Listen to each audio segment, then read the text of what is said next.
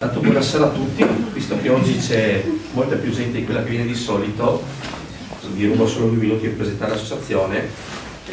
Noi siamo l'associazione culturale AIMA, facciamo di solito presentazioni di libri oppure delle conferenze su temi che sono generalmente locali o comunque regionali, cose un pochettino più particolari, cose che in generale non si fanno da queste parti. Oggi abbiamo un ospite importante, almeno da quello che è, almeno il contributo che ha dato la nostra regione è una cosa importante.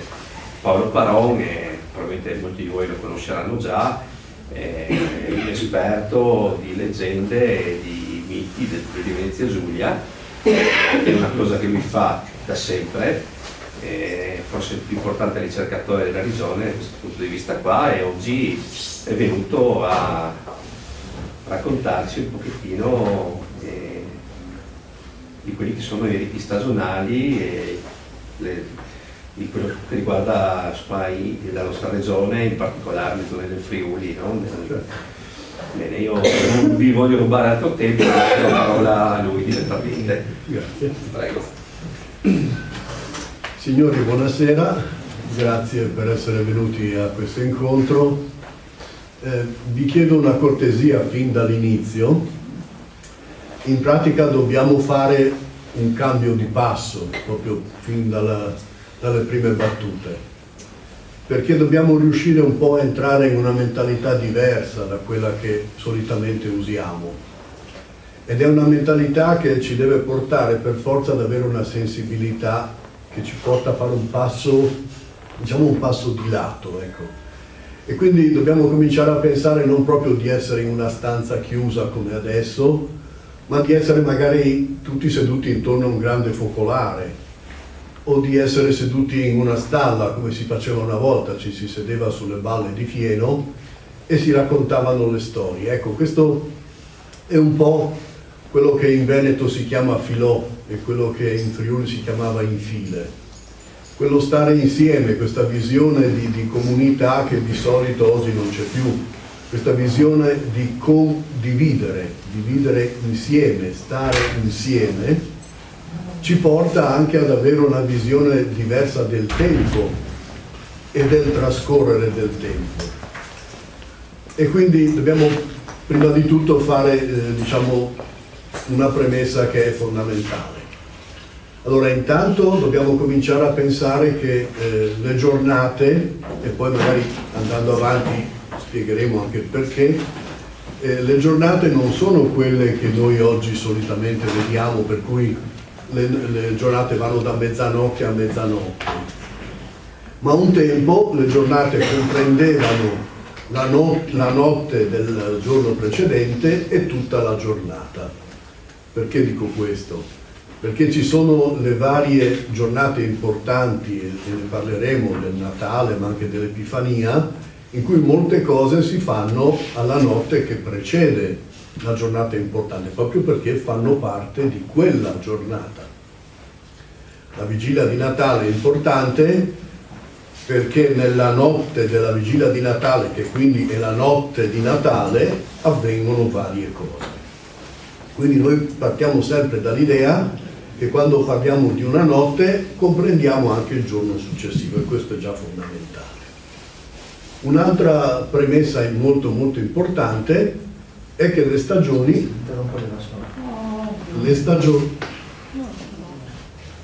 rosso e verde, facciamo il semaforino. No, non metto lì a giornata. Mi sentite? Sì.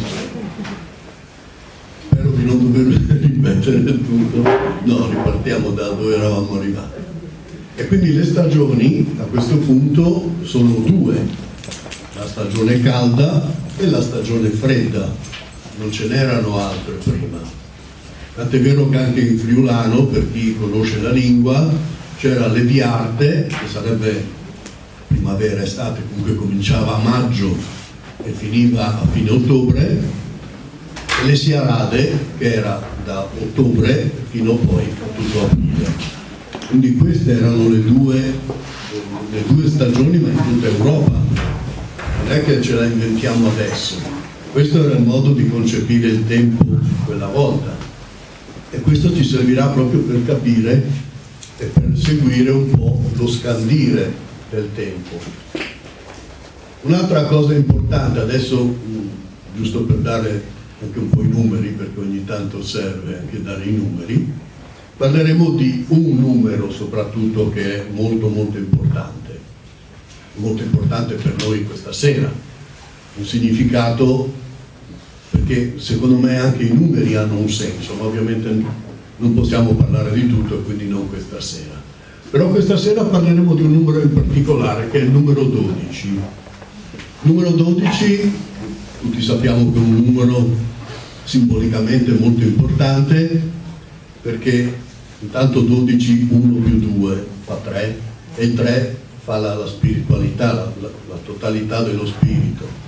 Se poi lo moltiplichiamo per 4, che è il numero della manifestazione, ecco che abbiamo la totalità assoluta del mondo creato e del mondo invisibile. Però 12 erano anche le fatiche di Ercole, 12 erano gli dei dell'Olimpo, 12 erano i paladini di Carlo Magno, 12 erano i cavalieri della tavola rotonda. 12 anni è anche l'età della pubertà, è l'età in cui si cambia registro, in cui comunque cambiamo il modo di concepire la nostra esistenza, il nostro io. Quindi 12 è un numero molto importante. E questo 12 è fondamentale anche nella concezione del tempo dei nostri nonni. I nostri nonni, come dicevamo prima, arrivati diciamo al Capodanno, che era il Samain celtico, la notte del 31 di ottobre, quindi stiamo parlando del 1 di novembre. Ecco che questa notte era fondamentale perché era la notte in cui un'antica dea del Galles, la dea Scatar, abbassava lo scudo e togliendo lo scudo permetteva alle anime di passare da un mondo all'altro, cioè dal mondo nostro al mondo dell'altrove e viceversa. Quindi permetteva anche al mondo dei morti di entrare nel mondo dei vivi. E questo ci fa capire subito il perché questo sia il tempo dei morti, il tempo in cui questa ricorrenza viene conosciuta un po' in tutto il mondo, ma soprattutto in tutto il mondo europeo. Dal nord Europa fino a noi, sempre in questo periodo si è visto il mondo dei morti entrare nel mondo dei vivi e viceversa. E guarda caso, su Incarnia, fino a pochi anni fa, ancora si tenevano le porte aperte in questa notte importante e le tavole venivano imbandite, perché dai cimiteri, in questa notte, tutte le anime uscivano e in grande corteo salivano fino alla chiesa di San Pietro, la chiesa madre della Carnia, e dopo essersi riunite tutte lassù, scendevano e andavano nelle varie case dove avevano vissuto. E in queste case ovviamente dovevano trovare l'ospitalità di coloro che attualmente la occupavano. E quindi le tavole erano imbandite e c'era tantissima acqua, perché si sa che le anime dei morti hanno bisogno di bere. E perché i nostri nonni, i nostri anziani avevano questa grande attenzione per i morti? Perché i morti sono coloro che custodiscono la vita, sono coloro che stando sottoterra sostengono con le loro mani i semi e le radici delle piante che dalla primavera torneranno di nuovo a dare la vita. Ecco quindi che i nostri nonni avevano questa visione della ruota del mondo e del vivere. Noi oggi abbiamo una visione estremamente lineare. Noi nasciamo e moriamo, tutto il mondo va da un punto A a un punto B. Ma non è così, fino a poco tempo fa non era così. I nostri nonni avevano sempre la visione circolare dell'esistere. Come esiste il cerchio dell'anno, esiste il cerchio del giorno, esiste il cerchio del mese. E i nostri nonni, guarda caso, erano coltivatori, erano contadini ed erano allevatori.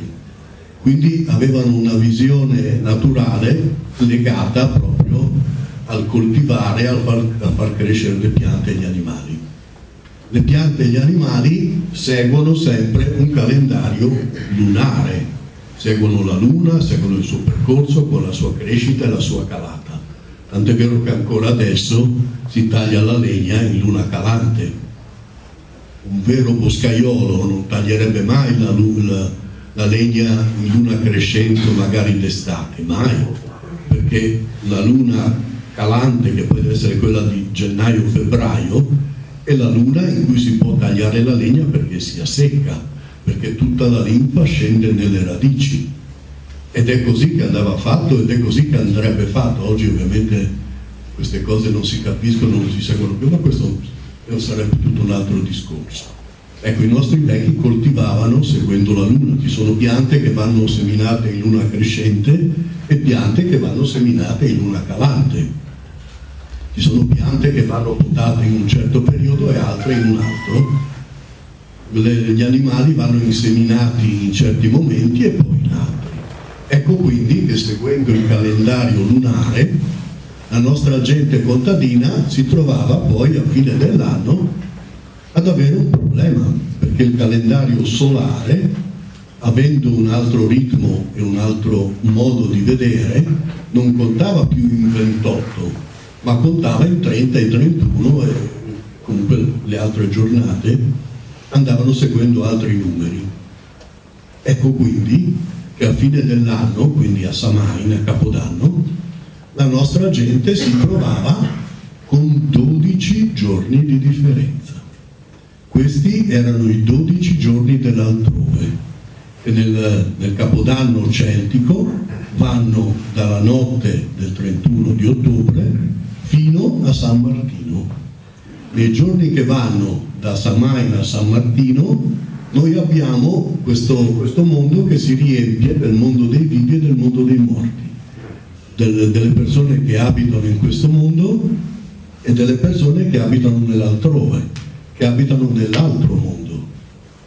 E quindi avvengono tantissime cose, non solo il fatto che i morti entravano nelle case, ma anche il fatto che comunque in quel momento si cominciava a comprendere come sarebbe stato il futuro raccolto, come si sarebbe proceduto alla semina, come si sarebbe fatto poi per recuperare le sementi, perché poi parleremo anche di benandanti e parleremo anche di lupi mannari.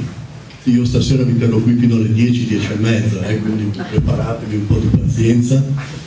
Però queste sono cose importanti, perché tutto questo è collegato.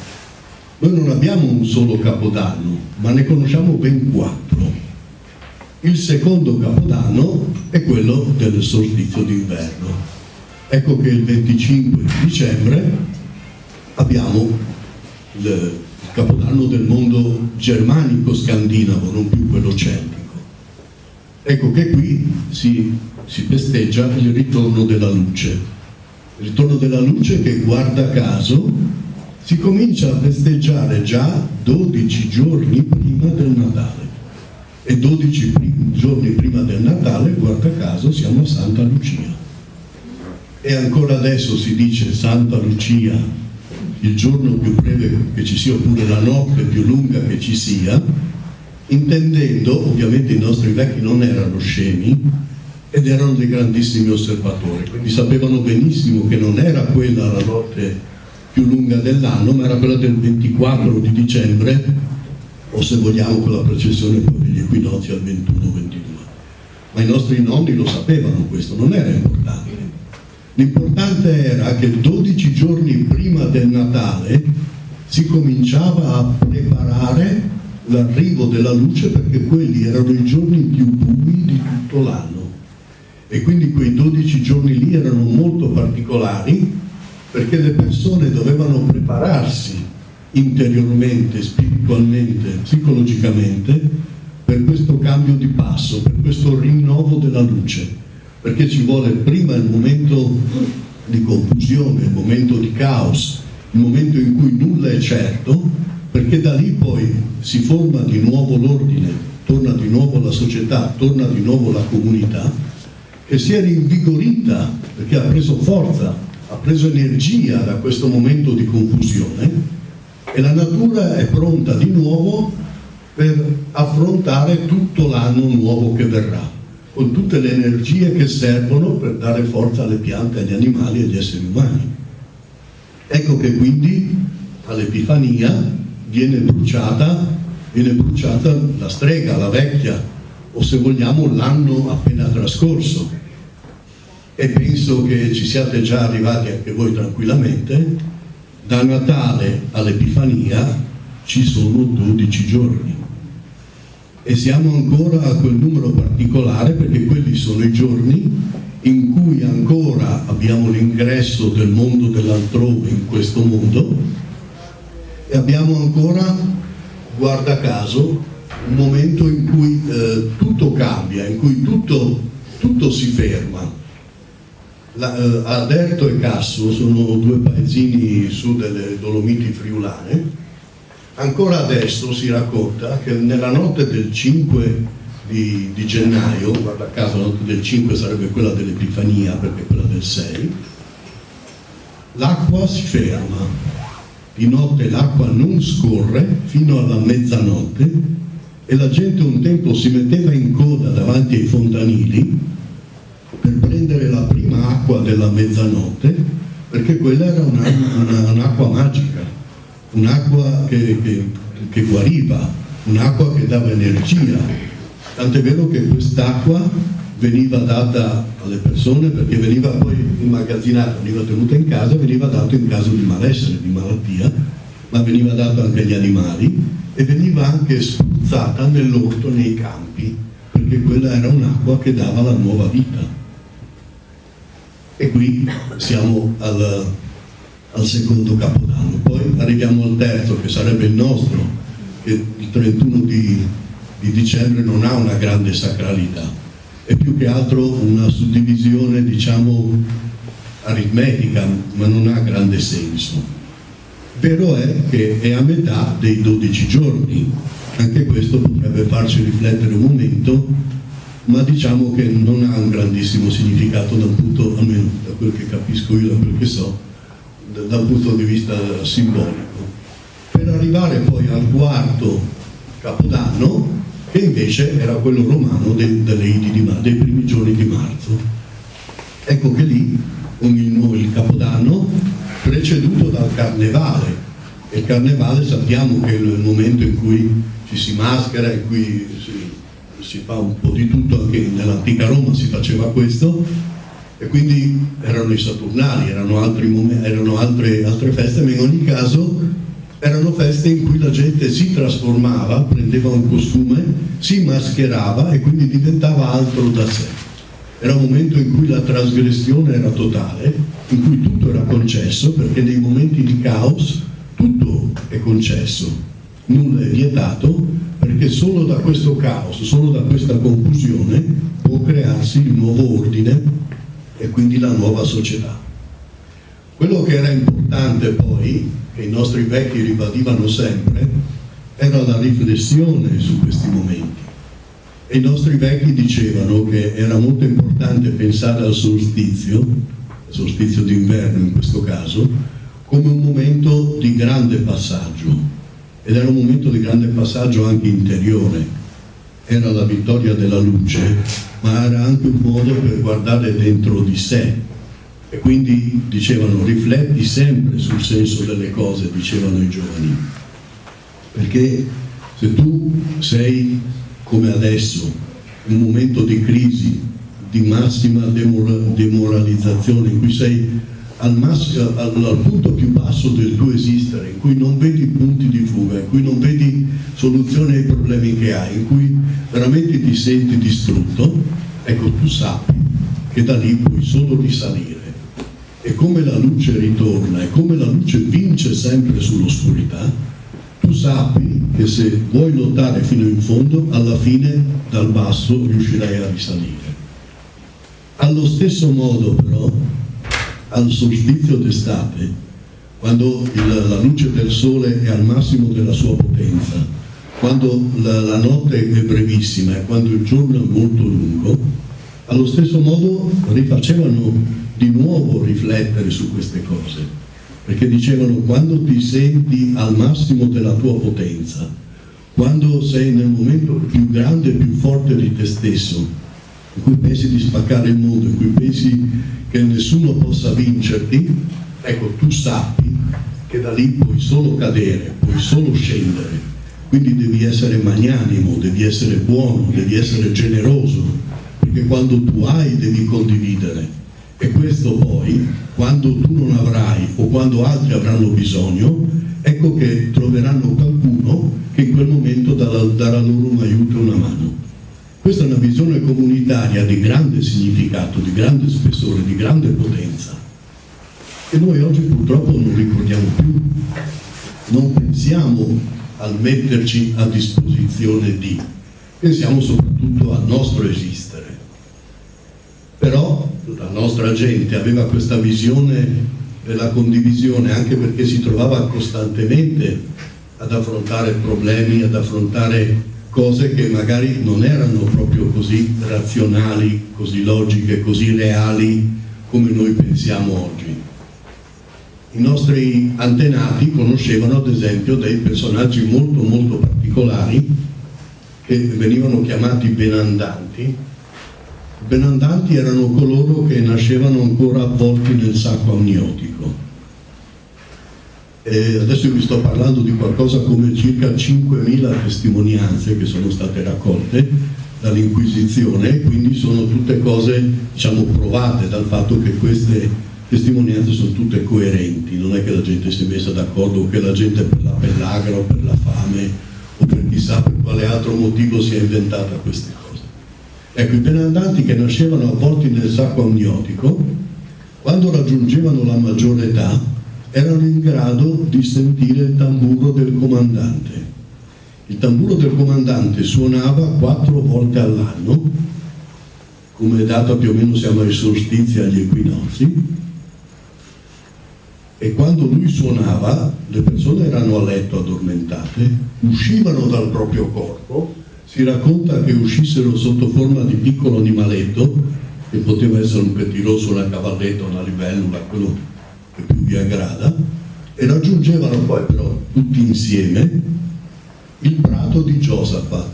Su questo prato di Giosafat ecco che trovavano la schiera avversa, che era quella degli stregoni e delle streghe.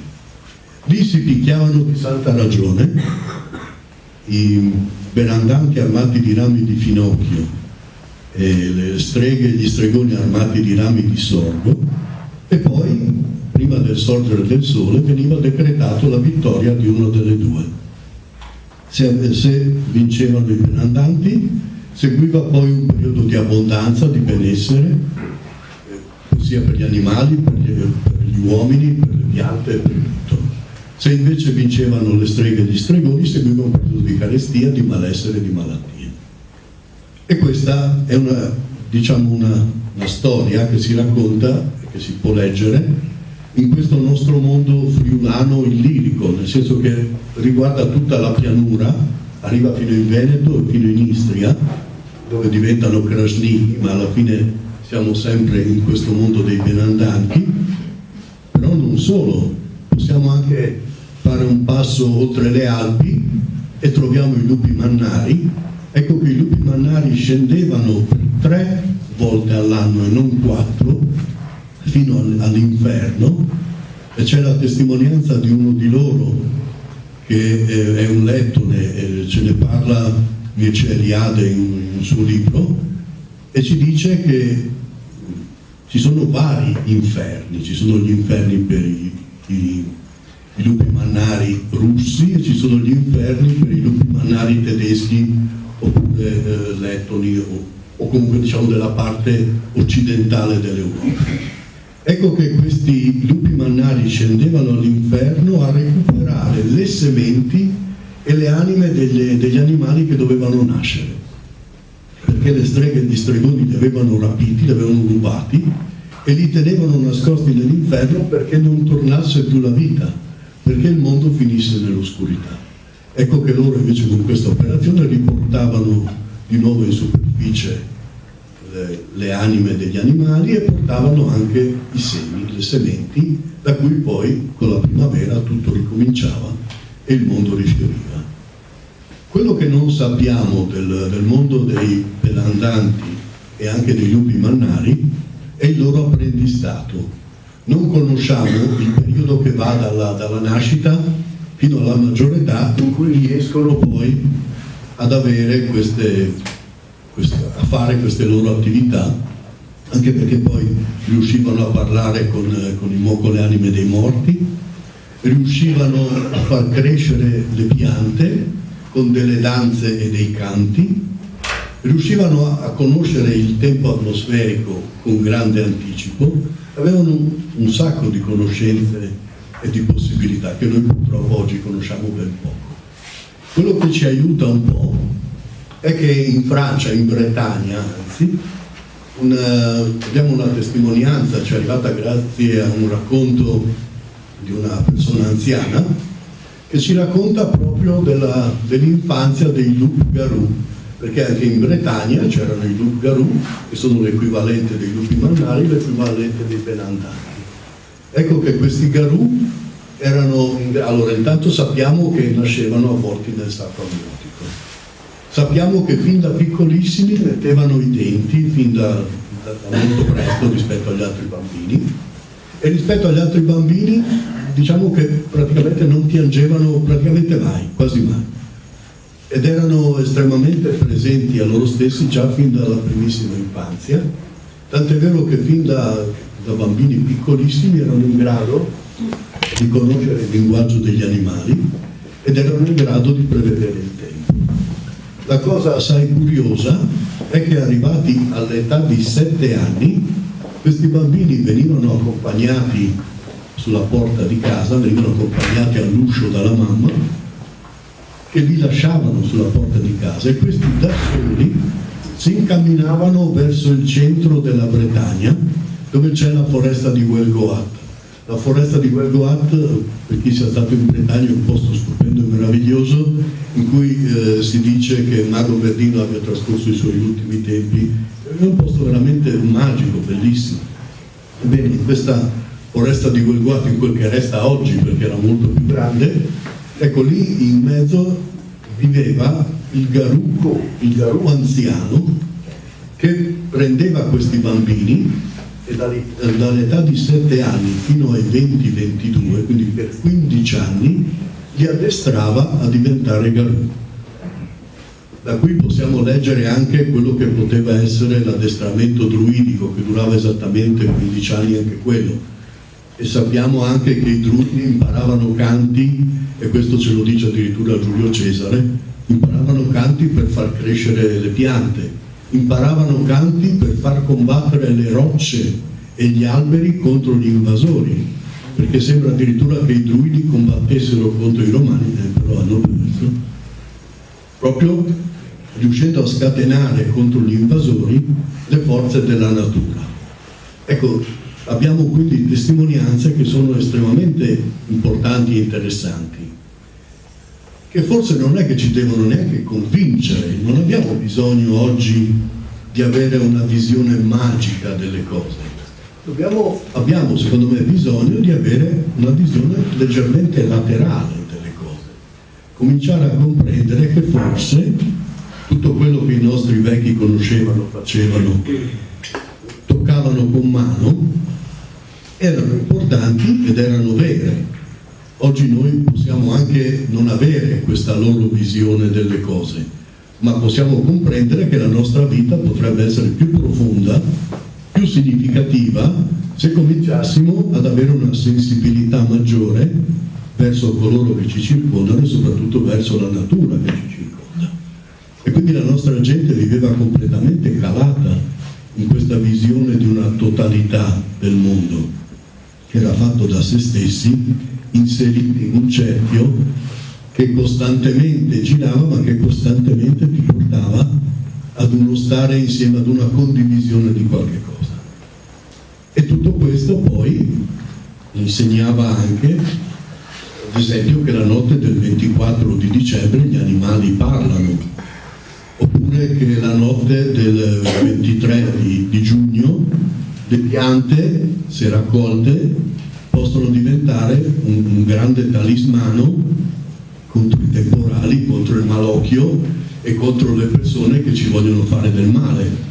E quindi veniva fatto il Mac di San Giovanni. Adesso questa è una tradizione che si va riprendendo sia in Carnia che anche in pianura. Anch'io solitamente vado in queste serate perché è veramente molto bello e molto interessante, e lì si raccolgono le varie piante che servono, dalla ruta al nocciolo al viburno. Il viburno era una pianta importantissima e fondamentale per combattere contro il malocchio e contro gli esseri che volevano fare del male come le streghe e gli stregoni. Abbiamo anche altre piante come potrebbe essere il sambuco, e che invece sono piante protettrici, anime e piante di protezione, perché se voi vi sedete sotto una pianta di sambuco la notte del 23 di giugno, ecco che se da lì passasse qualche folletto o qualche sbilf lo potreste vedere e sareste comunque protetti, perché se passasse qualche orco o qualche strega, ecco che il sambuco vi proteggerebbe e quindi questo essere negativo non si accorgerebbe di voi. Il nocciolo è un albero talmente importante che addirittura veniva usato viene ancora oggi usato dai rattomanti. Viene tagliato con la punta bifida e poi viene tenuto con una certa leggerezza e professionalità. Ovviamente bisogna saperci fare, avere la sensibilità giusta, però questo rametto tenuto in mano comincia a vibrare quando si trova in presenza di acque sotterranee, e questo è un dato di fatto. Tutto questo serviva proprio a dare questa visione della totalità e, se vogliamo, anche della circolarità dell'esistere, perché adesso ci dobbiamo inserire anche quelle che potremmo chiamare divinità, ma potremmo anche chiamare spiriti o essenze della natura e dell'esistere. Ecco ad esempio che nel nord Europa, ma arrivava fino alle nostre montagne, fino alla nostra Carnia e alle Dolomiti Friulane, troviamo una dea veramente molto importante, soprattutto per le donne, perché era Olda. Ecco che Olda chiamava le donne, ad esempio ci sono ancora adesso delle testimonianze di Madonna Oriente o della Olda o della Pecta, che ci fanno conoscere e sapere che questa divinità le chiamava, e quindi le donne, non si sa in che modo uscissero dal proprio corpo, raggiungessero questa dea e poi da lei imparassero a fare tantissime cose, imparassero anche come restare in contatto con tutte le altre donne.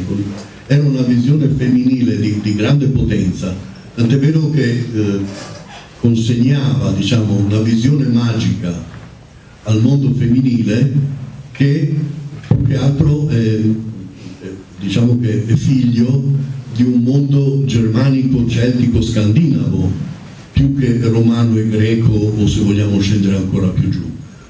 Nel mondo germanico, celtico e scandinavo c'era una grandissima attenzione per il mondo femminile e c'era una grandissima importanza della donna rispetto all'uomo.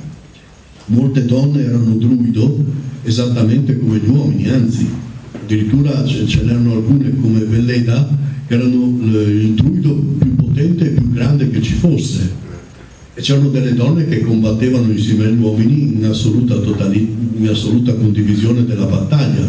C'erano donne che comunque sempre partecipavano alle varie assise, alle varie assemblee, e avevano una voce e una forza se non uguale, anche maggiore a quella degli uomini, maggiore rispetto a quella degli uomini.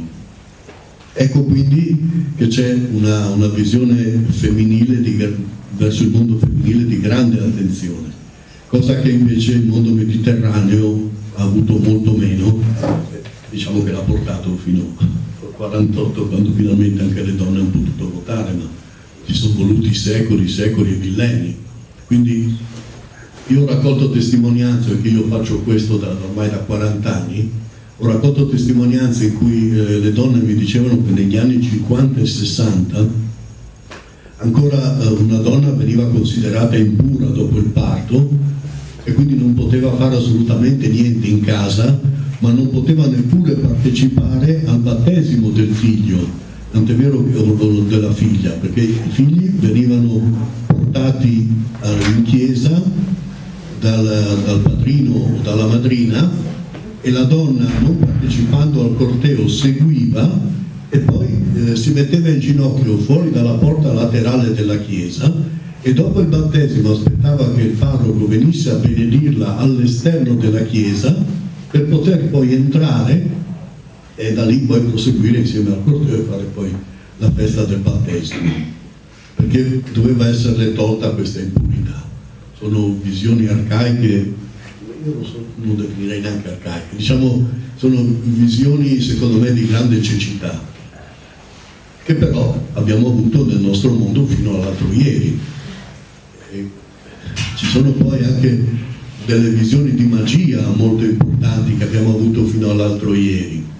Mi raccontava una signora di Tramonti di Sotto che lei aveva partorito il figlio, stiamo parlando degli anni 50, quindi non è poi così lontano, aveva partorito il suo bambino, il marito era a lavorare all'estero e quindi lei dopo 3 giorni dal parto era già nella stalla che metteva a posto la mucca, la stava regolando e stava facendo i lavori. Arriva la sua vicina di casa che le dice: Tipo, lo stai facendo qui? Dopo 3 giorni non devi uscire di casa, devi stare ancora dentro, non puoi uscire. E lei dice: la bestia mi muore, non posso mica stare in casa, devo fare le cose. Non va bene, va. La donna, dopo aver finito i lavori, erano le 5 di pomeriggio. La donna torna a casa e appena arriva a casa si accorge che il bambino è lì che piange, che piange, che piange. Lei se lo attacca al seno ma non comincia a poppare il latte, continua a piangere, appena lo appoggia piange, appena lo solleva piange, non riesce a dormire, non riesce a mangiare.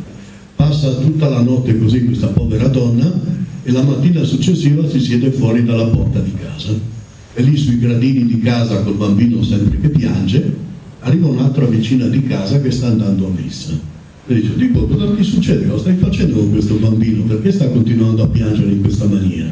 Lei le racconta tutto e la signora le dice: adesso tu mi vai a prendere la camiciola, una maglietta del tuo bambino e me la dai, e dopodiché ci vediamo quando io ritorno dalla messa. La donna va alla messa, fa benedire questa camiciola e dopodiché gliela riporta e dice: adesso tu gliela metti e vedrai che tuo figlio guarisce. La donna mette la maglietta, la camiciola al bambino, ma questo non si ferma, continua a piangere, a urlare e a non poppare il latte esattamente fino alle 5 di pomeriggio. Alle 5 in punto smette e poi comincia a stare bene, a poppare il latte, a dormire, a fare tutto. Stranezze, direte, sarà una coincidenza, per l'amor di Dio, ci mancherebbe. Nessuno può affermare il contrario. Vero è che queste cose comunque si raccontano. In Carnia, questa è una storia che si racconta a 3 puccati, come l'ha raccontata Elio Craigero, però siamo a metà fra le 2 guerre. Lì c'era una signora giovane che aveva le 2 mucche nella stalla, il marito anche lui all'estero, e nella notte era nato il vitellino, tutto a posto. La mattina lei esce dalla stalla e si trova la suocera sulla porta che le chiede come sia andato il parto e come stiano andando le cose. E la nuora le dice: guarda, il parto è andato benissimo, ma il vitellino non so perché non si attacca, non comincia a poppare il latte e non so che cosa fare. E la suocera, che ovviamente di esperienza ne aveva, le dice: guarda, secondo me ti hanno lanciato il malocchio, ci vediamo qui alla mezzanotte e battiamo la catena. Vabbè, ovviamente la nuora non sapeva queste cose, non ci credeva neanche, ma alla suocera non è che potesse dire di no. Quindi si trovano alla mezzanotte, tolgono la catena alla mucca e la vecchia si era portata un bel bastone di Viburno e con questo bastone comincia a battere la catena per un buon quarto d'ora con grande energia e intanto mormorava una frase che però la giovane non capiva, e batti, dopodiché passa il bastone alla giovane che comincia a battere su questa catena, ovviamente senza dire niente perché non sapeva di formule o di frasi che si pronunciassero. Dopodiché, quando erano stanche tutte e due, rimettono la catena e uscendo l'anziana dice alla giovane: vedrai che domani mattina sarà tutto a posto e non c'è problema. La mattina successiva la giovane torna nella stalla, ma il vitellino non si attacca, non si appannate, e ormai è veramente una situazione grave. E fa la suocera, che intanto era scesa anche lei: niente, allora ci troviamo di nuovo alla mezzanotte e la stonfin, cioè la affumichiamo. Ovviamente la giovane resta un po' interdetta, perché portare il fuoco nella stalla si sa che era la peggiore azione che si potesse fare, però ovviamente alla suocera non può dire di no, e quindi si ritrovano alla mezzanotte e la suocera arriva con il grembiule sollevato, i grembiuli neri che portavano le nostre nonne, i due lembi sollevati, e dentro ci aveva messo un po' di tutto, dal mac di San Juan all'olivo benedetto, all'acqua benedetta di Pasqua, al cero della Madonna Cancella, ho messo veramente di tutto, anche dell'incenso, e trascinava un braciere. Allora puliscono la lettiera sotto la pancia della mucca, mettono il braciere, mettono tutto questo po' di roba dentro e danno fuoco, e da lì si alza un fumo bianco che sale sotto la pancia della mucca, poi esce dalla finestra, e immaginatevi questa povera bestia che comincia a saltare, comincia a cercare di scappare, con la giovane che la teneva per il collo, e intanto la vecchia che continuava a mormorare qualche cosa che però la giovane non capisce, e lì cerca di tenere questa bestia fino a che finalmente il fuoco si affievolisce, si spegne, tolgono il braciere, rimettono la lettiera, e quando escono la vecchia dice alla giovane: guarda, domani mattina dovrà sicuramente venire la persona che ti ha lanciato il manocchio. Tu non devi accettare nulla di quello che ti darà, anzi devi fare in modo che non faccia più del male. La giovane resta un po' così, ma non è che avesse ben chiaro quello che sarebbe successo. Mattina successiva va nella stalla e vede che finalmente il vitellino sta poppando, che tutto sta andando bene, anzi è bello già pasciuto, è bello tranquillo, e lei è molto contenta. A questo punto però si ricorda le frasi della suocera e si mette a fare i suoi lavori di casa portandosi sempre dietro il mattarello. Alle 7 di mattina sente bussare al portone della casa e si trova davanti, quando va ad aprire, la vecchia Corinna, che tutti conoscevano, sapevano essere strega di un paese a Trento. Aveva in mano un sacchettino con dentro 4 uova, ma lei di galline ne aveva, quindi sapeva benissimo, anche la Corinna sapeva che lei non aveva bisogno di uova.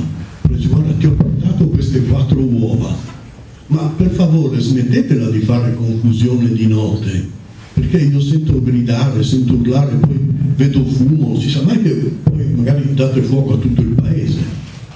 Mentre questa parlava, la giovane la guarda e vede che aveva segni di bruciature un po' dappertutto, e si teneva un braccio, si vedeva che aveva il braccio che le faceva male.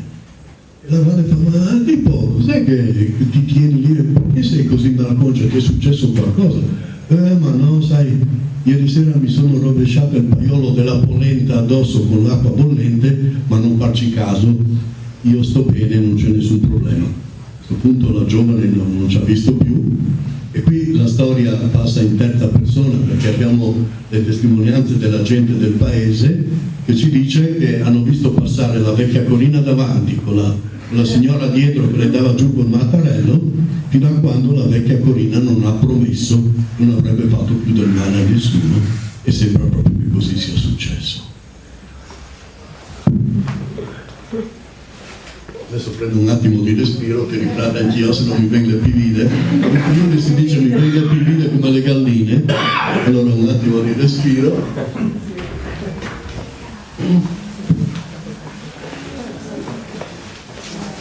Sì, se posso dare un contributo.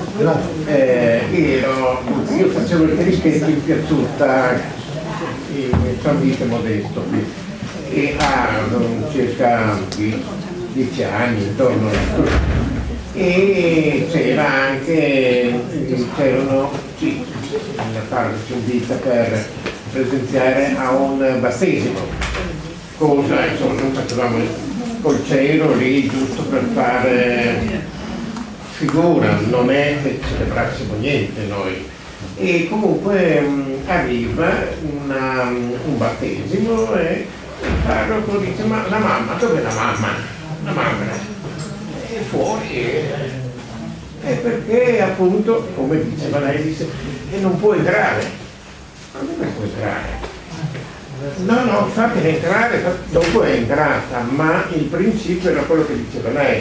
La madre che aveva avuto bambino era impura, non poteva entrare in chiesa, se no dopo un certo tempo non so, c'era, e questo non è in Carnia, su in mezzo alle montagne, era a Gorizia, in Piazzuta, che è un sobborgo più vicino, insomma, no?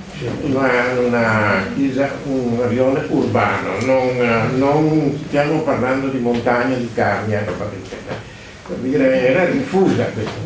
Non tutti naturalmente, questa dove non so perché, Gorizia è un po' eterogenea, ci sono persone di diversa lingua e di diversa cultura, però era ancora presente questa questione qua, quella esattamente quella che ha detto lei. La ringrazio. Tutto qua. Secondo me non a caso è Piazzuta, perché Piazzuta insieme a San Rocco sono i due borghi più di tradizione friulana della città, quindi potrebbe avere, sono le stesse cose che una città mandano le stesse cose, no? Molto interessante.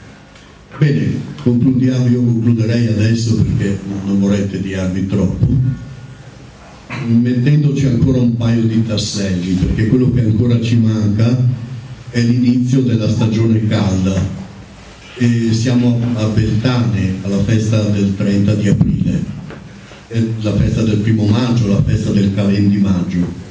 La festa di Beltane era una festa celtica conosciuta un po' in tutto il nord Europa ed è la festa del ritorno della primavera. C'era anche la leggenda della primavera, della dea Ostara. La dea Ostara è colei che, quando ancora la neve si trova nel bosco, è colei che si incammina in mezzo alle piante e dovunque lei cammini la neve si scioglie ed escono i bucaneve.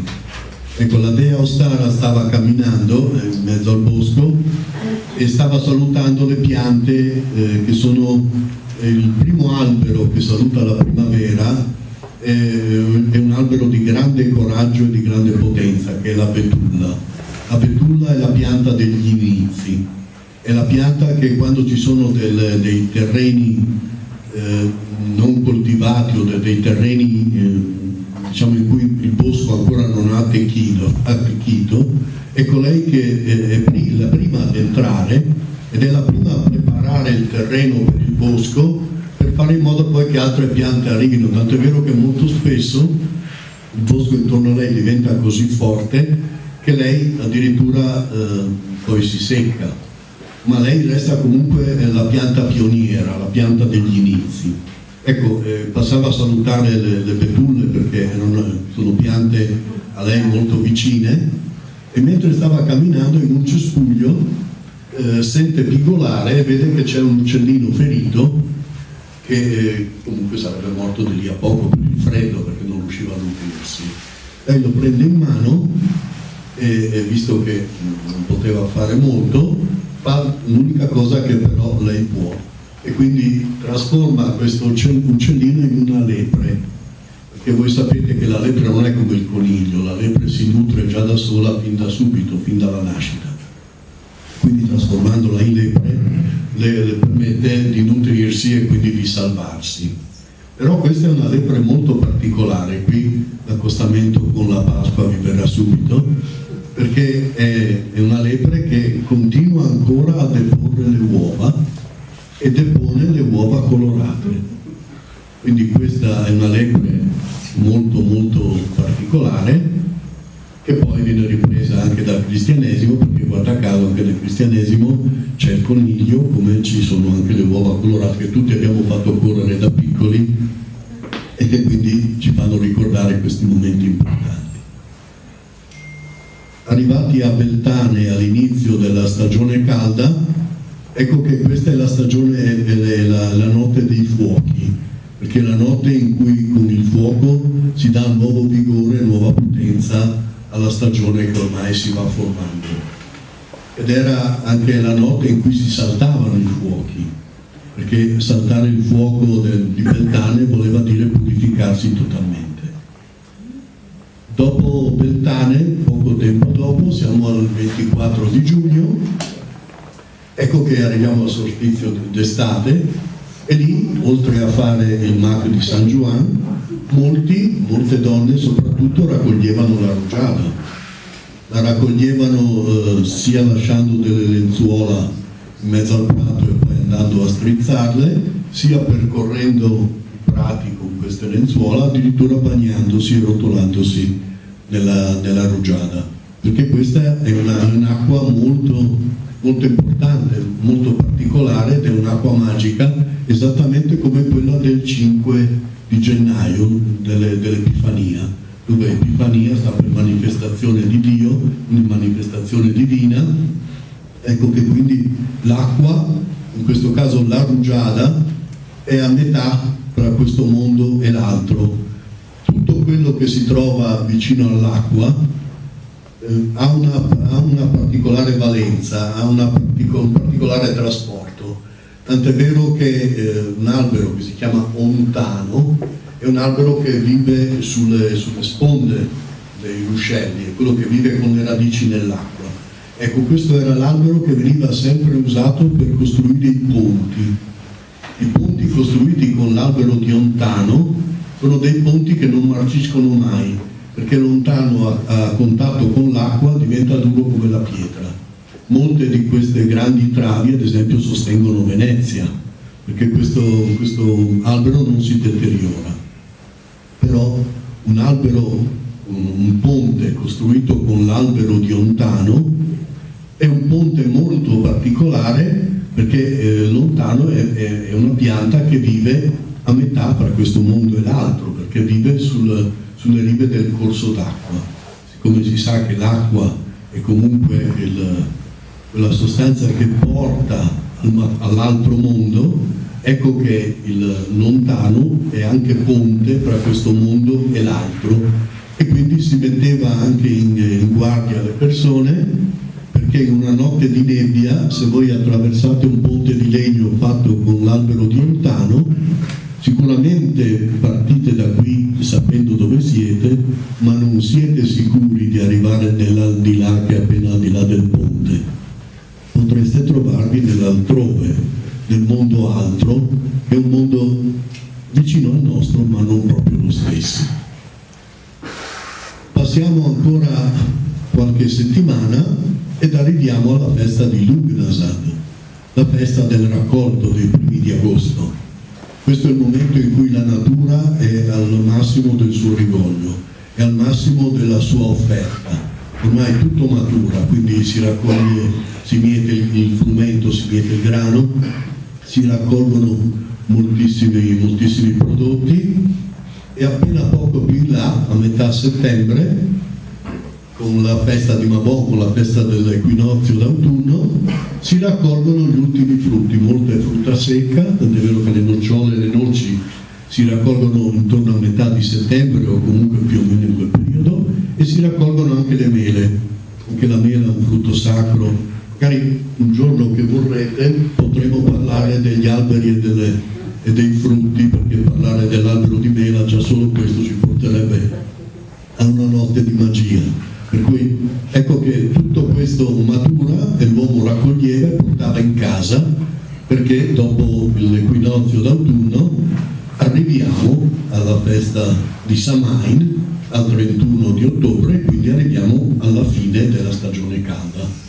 Gli animali che al 1 di maggio erano stati portati portati agli alpeggi, erano stati portati su in montagna, ritornano giù nelle stalle, il mondo si chiude e torniamo di nuovo a quella che è la stagione fredda, la stagione dell'inverno, ai capodanni, al lavoro interiore, al guardare dentro noi stessi, a riavvicinarci un po' alle nostre radici e alle nostre sensazioni, per arrivare poi man mano, come siamo adesso, a gennaio, e arriveremo fra poco ai giorni della merla, e anche qui c'è una storia che vi racconterò la prossima volta, così vi tengo un po' sulle no, la trovate nel libro giusto per fare un po' di promozione, ma un giorno ve la racconterò. E da qui però arriviamo alla festa di Imbolc, che è la festa della luce. Anche questa è una festa della luce, e anche questa è la festa del ritorno della vita, perché era il momento in cui partorivano le pecore ed era il momento in cui c'era di nuovo abbondanza, tornava il latte, quindi il formaggio, quindi le famiglie avevano di nuovo di che mangiare, di fresco. Ecco quindi che la nostra gente si rinvigoriva e vedeva di nuovo in modo ottimistico l'uscita da quello che era il periodo più buio e più freddo, e si cominciava un po' a pensare alla nuova stagione, all'arrivo di Ostara, e quindi di nuovo il cerchio che si forma, di nuovo il cerchio che si fa. E di nuovo adesso io vi lascio, questa volta mi fermo veramente, se ci sono domande sono a disposizione. Grazie.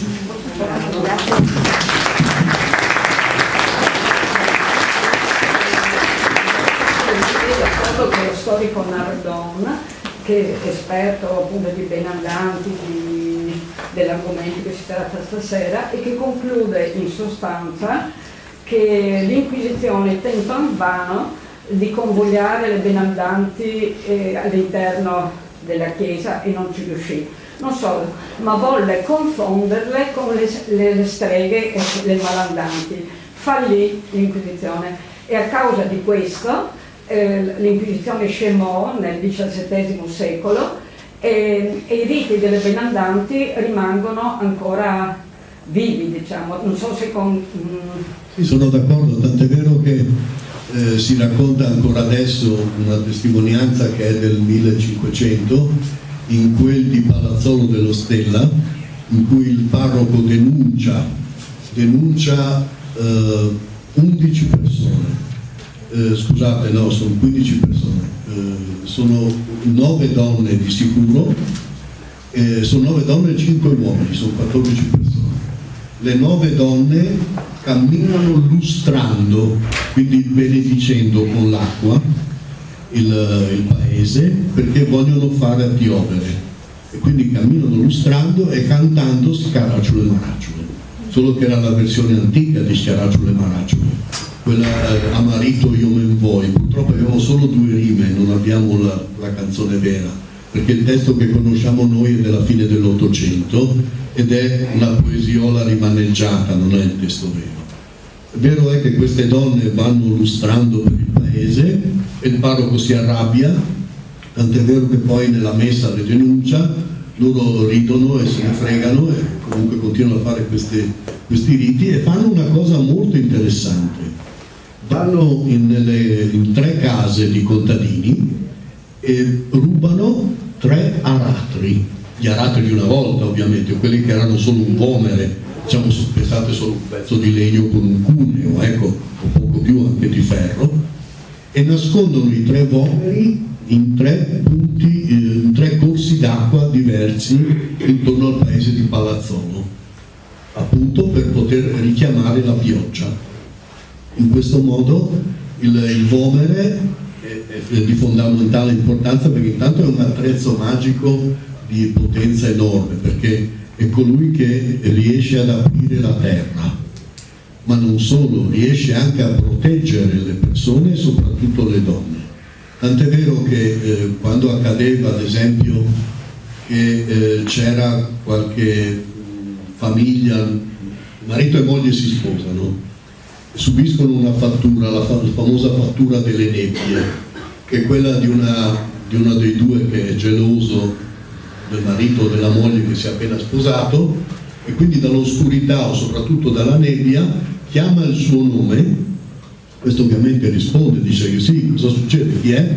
ma non sente risposta, e chi invece lancia il malocchio mormora come Gesù Cristo non ha avuto figli per 33 anni, così anche tu non avrai figli nella tua vita.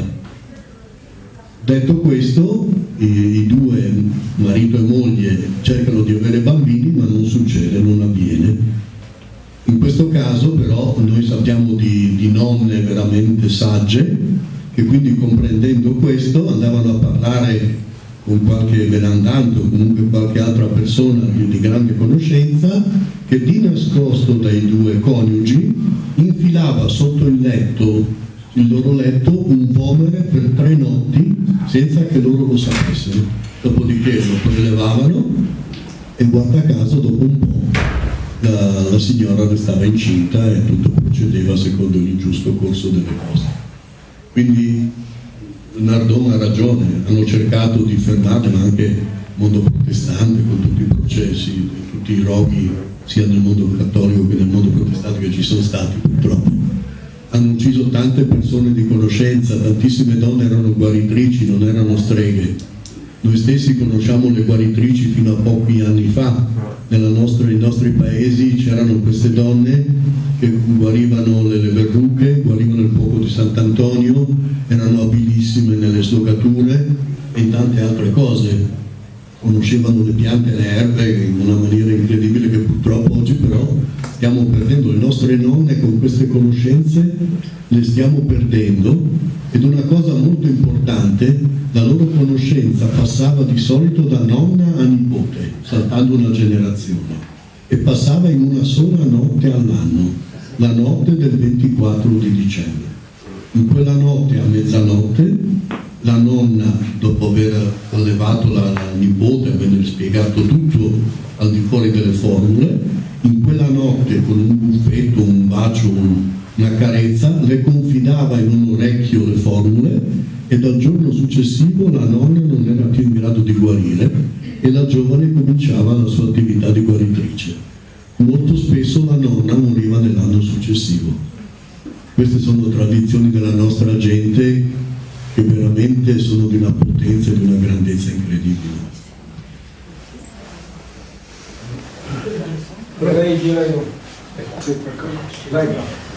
Allora, zona di Paluzza Cercivento, la Scidulas e la Schiarodules.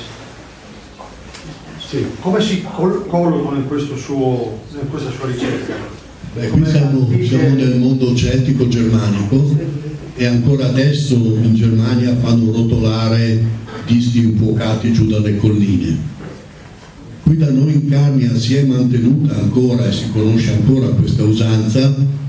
Purtroppo diciamo che si è puntata più sul lato umano e amoroso, mentre un tempo era magico tutto questo, e quindi queste ruote che scendevano dalle colline oppure che volavano da una collina all'altra erano un richiamo per la luce, perché di solito si facevano intorno ma non solo, di solito si facevano solo al solstizio d'inverno, si facevano anche all'Epifania, si facevano nei momenti in cui serviva che comunque la luce fosse richiamata e fosse festeggiata. Quindi veramente erano usanze molto belle e molto forti anche della nostra Carmia. Prego. Sì, allora è interessante la questione del vomere, perché ad esempio c'è un rito ucraino che viene fatto anche alla fine dell'Ottocento, dove le donne del paese, in caso di malattia forte, di un'epidemia o qualsiasi altra cosa, dicevano agli uomini di rimanere in casa tassativamente, e loro durante la notte andavano a tracciare il perimetro di tutto il paese con questo vomere, che però doveva essere fatto interamente di legno, perché il metallo sostanzialmente aveva a che fare, era gravissimo, era un ultimo elemento della terra, dicevano, quindi era impuro. Purtroppo succedeva, e questo era stato poi scritto su un giornale, che quella notte, in particolare di questo esempio, diciamo di questo articolo che poi è emerso, un uomo nottetempo stava tornando a casa, probabilmente era ubriaco sostanzialmente, e loro l'hanno sacrificato, lo hanno messo all'interno della fossa scavata intorno al villaggio, e nessuno ha battuto ciglio, è diventato sacrificio umano. E quindi erano riti che venivano fatti ed eseguiti, però in generale diciamo che anche tutta la storia dei benandanti, no? si sa che la provenienza è molto oriente, no? E quindi lei ha citato prima i Kresniti dello Slovenia e della Croazia, e poi più a sud ci sono gli Zduhaci in Bosnia e i figli del drago in Serbia, per esempio. È interessante perché a est si sono mantenute molto vivide queste tradizioni. Quindi se nei Balcani ci sono stati, diciamo, i due Moloch, da una parte l'impero turco, ottomano, e dall'altra parte il comunismo, e nell'ex Unione Sovietica il comunismo vero e proprio, che hanno molto, diciamo, affievolito questi rituali, queste tradizioni, hanno cercato di soffocarle abbastanza e anche di cambiare la mentalità delle persone, tuttavia adesso hanno una grande rivitalizzazione e continuano, diciamo, a farsi conoscere, ed è molto interessante perché ci sono tanti rituali che sono simili, tante credenze. Sono d'accordo, infatti noi stiamo parlando di sciamanesimo a tutti gli effetti, citarlo o non citarlo poi alla fine lascia il tempo, però sono d'accordissimo con lei e dovremmo veramente andare a cercare, andare ad approfondire, perché lì troveremo ancora delle radici vive. Qui ormai si stanno seccando tutte, ed è terrificante tutto questo, perché ci stiamo affidando ad una società materialista terribile. Questo è.